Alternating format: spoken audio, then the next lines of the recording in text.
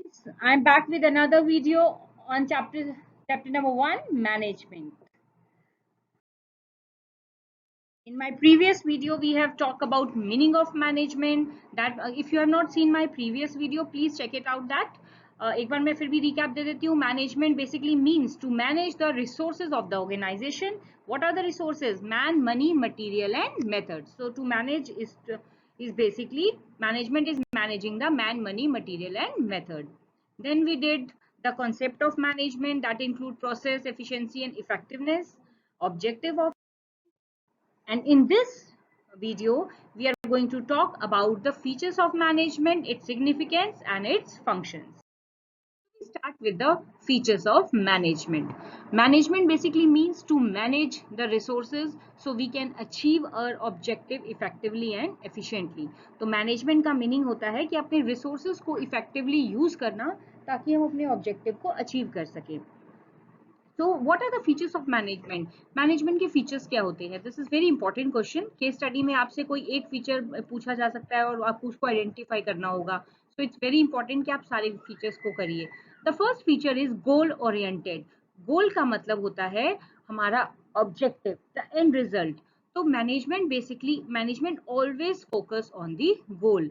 एक गोल होता है जिसको अचीव करने के लिए मैनेजमेंट जो है अपनी सारी एक्टिविटीज करती है. Means all the efforts of the management are directed toward the achievement of that goal.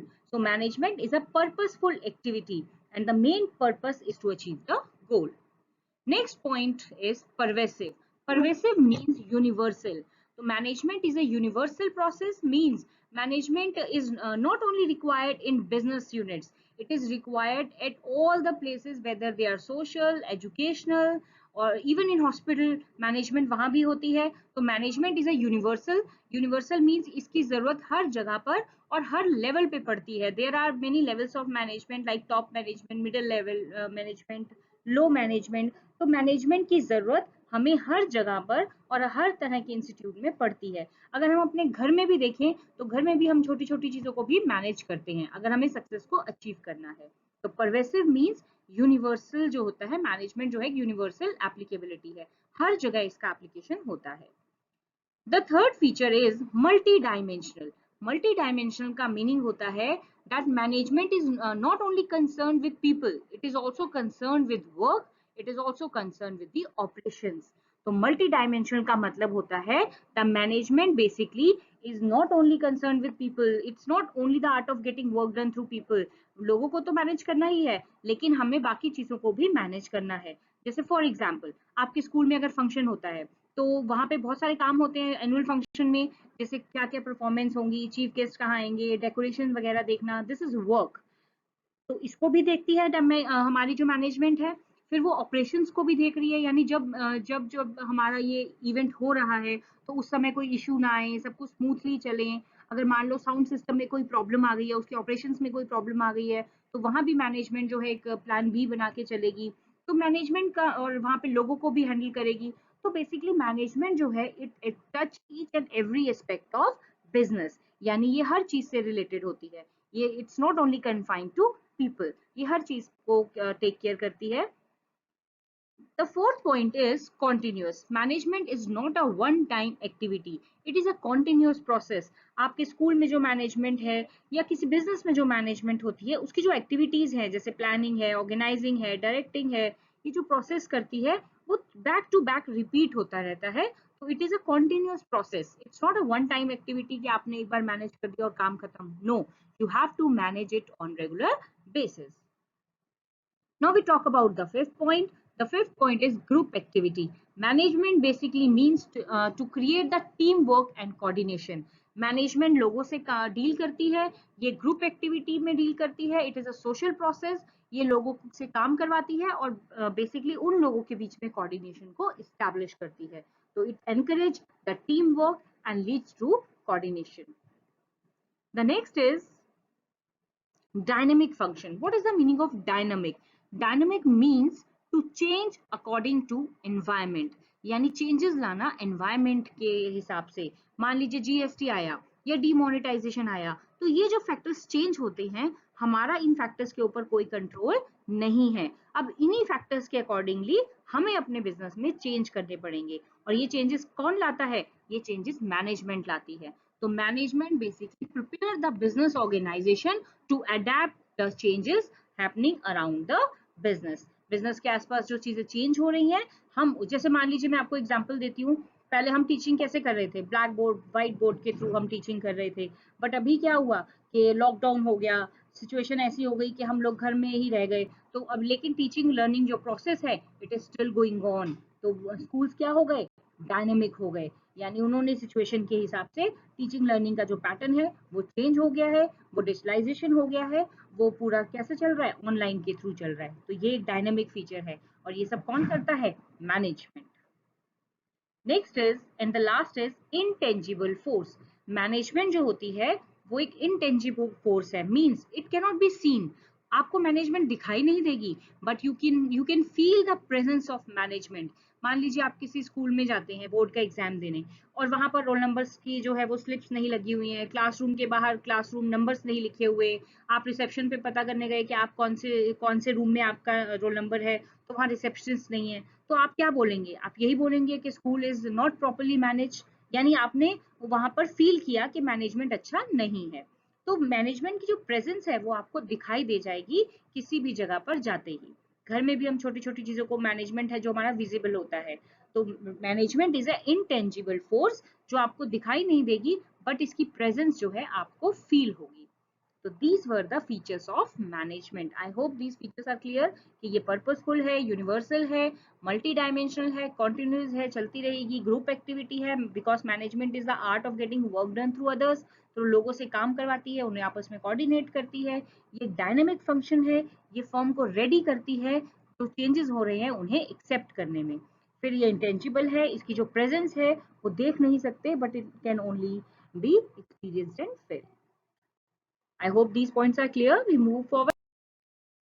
Is significance of management. Significance means importance. कि अगर एक अच्छा मैनेजमेंट सिस्टम होगा तो इसकी क्या इंपॉर्टेंस है? Please note this line out that management is like soul of any business.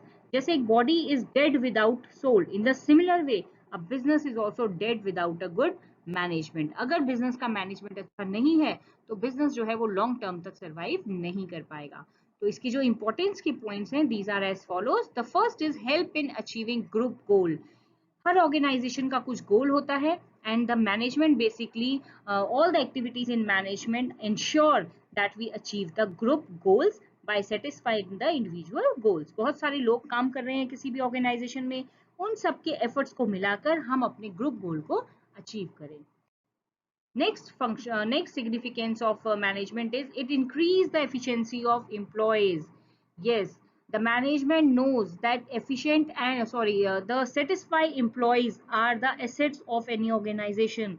So management make all the best possible efforts to keep the employees of the organization happy and satisfied. ये employees की training का arrangement करती है, उन्हें promotion दिलाती है, जिससे जो एम्प्लॉयज हैं वो सेटिस्फाई रहते हैं, और अगर एम्प्लॉय सेटिस्फाइड हैं तो उनकी जो प्रोडक्टिविटी है that will go higher. Third, create dynamic organization.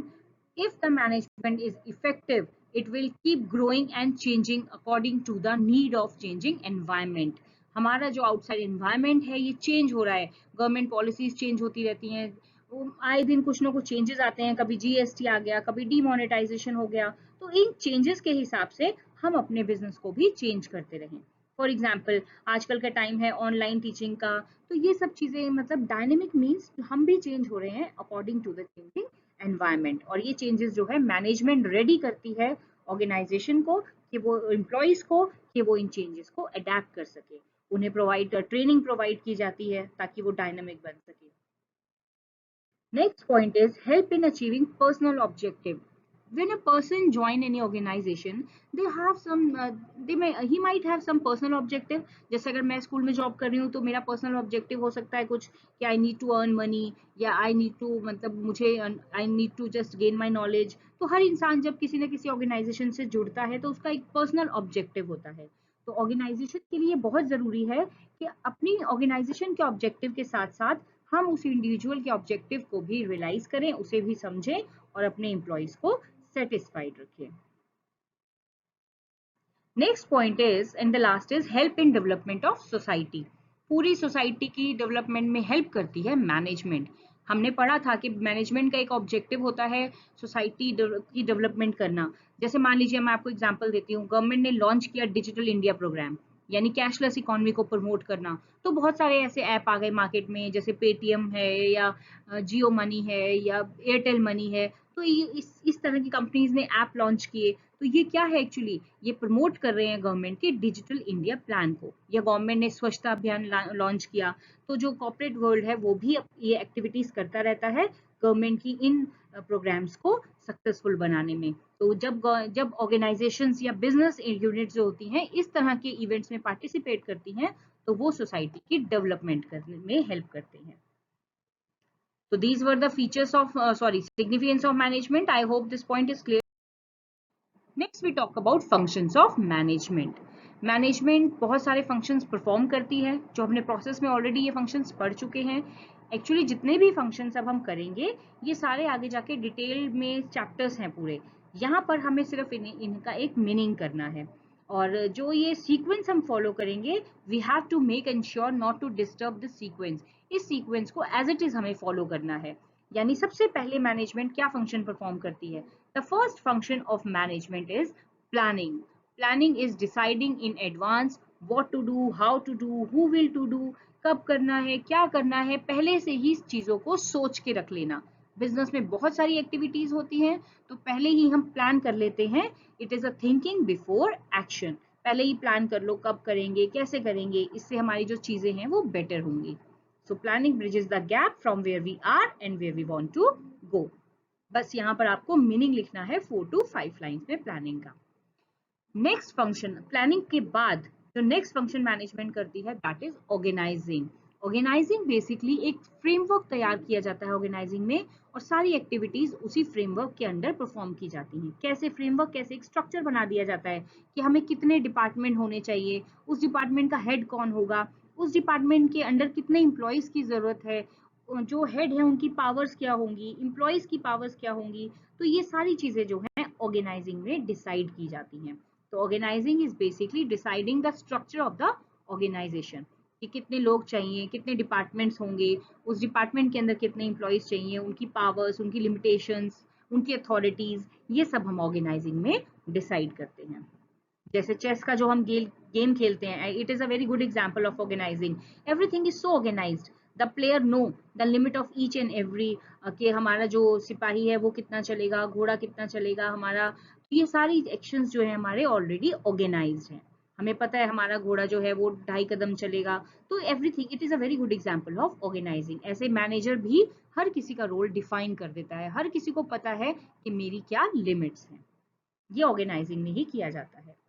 The third function of management is staffing. Staffing is the third function of management which is related to filling the jobs, filling the vacancies. किसी भी organisation में employees जो है वो आते जाते रहते हैं, तो वो चेंजेस आते हैं। हमें अपनी जो जॉब वैकेंसी है उसको बेस्ट पर्सन से फिल करना। To fill the post with the most eligible person is actually the role of staffing. Staffing में हम लोगों को ढूंढ के लाते हैं और उन्हें जो बेस्ट सूटेबल पर्सन होगा और उसे जॉब देते हैं। स्टाफिंग करने के बाद नेक्स्ट फंक्शन आता है डायरेक्टिंग। डायरेक्टिंग मतलब giving the guidance, counselling, showing the path to the employees. Staffing में आपने उनको भर्ती तो कर लिया, आपने रिक्रूट तो कर लिया अपने ऑर्गेनाइजेशन में, अब उन्हें काम बताना डायरेक्टिंग में आता है। क्या करना है, कब करना है, डायरेक्टिंग, इनिशिएट एक्शन। यहाँ से एक्शन जो है एक्चुअल में शुरू होगा। अब हम उन्हें बताएंगे कि उन्हें एक्चुअल में क्या काम करना है, कब करना है और कैसे करना है। And then the last function of management is controlling. Controlling act as a eyes of management. ये eyes की तरह काम करता है, means ये evaluate करता है। हमने काम दे दिया एम्प्लॉयज को, हमने उनको स्टाफ को रिक्रूट किया और उनको डायरेक्शन दे दी कि भैया तुम्हें ये काम करना है। और कंट्रोलिंग में हम चेक करते हैं कि हमारा जो काम है वो पूरा हुआ या नहीं हुआ। So controlling is basically evaluating the performance of the employees. उनकी एम्प्लॉयज की परफॉर्मेंस को चेक कर रहे हैं हम कि वो सही काम किया या नहीं किया। अगर उन्होंने कुछ गलती की है तो हम उस गलतियों को यहाँ पर करेक्टिव एक्शन लेकर ठीक किया जाता है। तो controlling basically is checking the performance appraisal या फिर एम्प्लॉयज की परफॉर्मेंस को चेक करना होता है। जहां कंट्रोलिंग खत्म होती है वहां फिर से शुरू हो जाता है plan. So these are the 5 most important functions of management which are performed one after another. I hope these functions are clear to you. So at the last, I would like to just sum up the whole in the entire session. The first we did the 7 features of management, then we did its significance, and then 5 functions of management. And you don't have to disturb this sequence. The sequence has to be the same: planning, organizing, staffing, directing, and controlling. You have to follow this sequence as it is. Thank you so much for watching my video. See you in my next video. Till then, bye bye.